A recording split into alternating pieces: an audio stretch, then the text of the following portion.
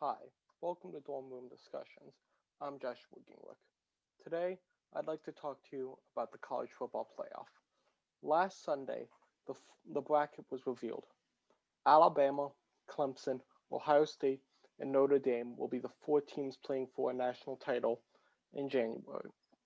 However, this year's team, along with past years, have revealed a disturbing trend, and that is the ACC/SEC bias.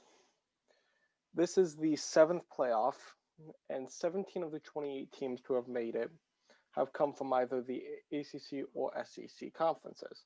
That's roughly a 60% mark.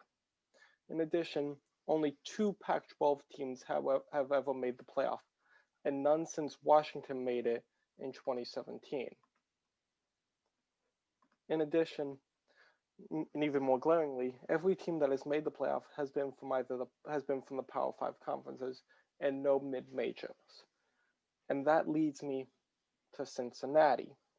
Cincinnati this year went 9-0. They won their conference title and have one of the best defenses in the country. However, because they play in the AAC and not the Power Five, they didn't get the chance to beat elite teams and thusly not have as sparkling of a resume. And that's a common theme among non-Power 5 schools. When the conference as a whole doesn't get a lot of attention, the teams don't get an equal shot at playing a national title. The College Football Playoff Committee essentially told Cincinnati, no matter how good you are, you're never going to be good enough to play for a title. The same thing happened to UCF in 2017 and Coastal Carolina also this season. They each went undefeated, but they were not. Well, Coastal Carolina lost in the bowl game a couple days ago, so.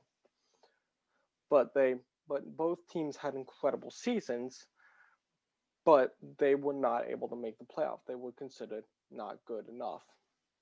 So so what can be done to solve or at least dampen the ACC/SEC bias and give teams such as Cincinnati a shot at participating in the playoff?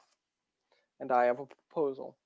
Firstly, expand the playoff to 8 teams. This has been proposed several times. The last time it was proposed was in September this year, but the College Football Management Committee didn't approve of it. However, expanding this, more games equals more people watching, which equals more money. So it's beneficial for those big businesses that only care about money. However, among those 8 teams, there needs to be a few ground rules. Firstly, one team must come from each of the Power 5 conferences. One ACC, one Big 10, one Big 12, one Pac 12, and one SEC. Secondly, there must be at least one mid-major, so Cincinnati or Coastal Carolina, for example. And then the last 2 spots are free spaces. Any conference, any team, doesn't matter if it's Power 5 or a mid-major. This would at least dampen the ACC/SEC bias. Instead of having 75% of the teams make it like it is this year, it would be at most 50%. And it would also give a team like Cincinnati, who has had an amazing season, a chance at a title. And it becomes more like March Madness. And who knows? There might end up being like a UMBC where just this insane underdog just plays amazingly and beats like Alabama. So even though in the end it might still be ACC and SEC teams playing for the title, it broadens it and gives more and allows lesser teams like Cincinnati or mid majors a chance to shine. This has been Dorm Room Discussions. I'm Joshua Ginglick. Have a good day and a happy holidays.